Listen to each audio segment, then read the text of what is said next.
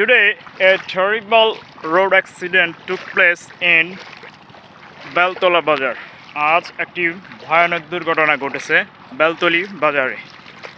We are already known about the accident. আমরা ইতিমধ্যেই অবগত হয়েছি এই দুর্ঘটনার সম্পর্কে। Can you imagine who was the driver? আপনি কি চিন্তা করতে পারেন কে ড্রাইভার ছিল?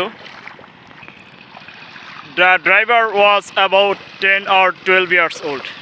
চালকটা ছিল 10-12 বছরের। He is a school boy. সে স্কুলের একটা ছেলে। This accident shows us that how we conscious about our child. এই দুর্ঘটনা আমাদের দেখায় আমরা কীরকম সচেতন আমাদের শিশুদের নিয়ে। Every year, thousands of people fall victim untimely. প্রতি বছরই হাজার হাজার লোক অকালে মৃত্যুর মুখে ধসে পড়ে। So we must be conscious about road accident. সুতরাং আমাদের অবশ্যই সচেতন হতে হবে দুর্ঘটনা সম্পর্কে।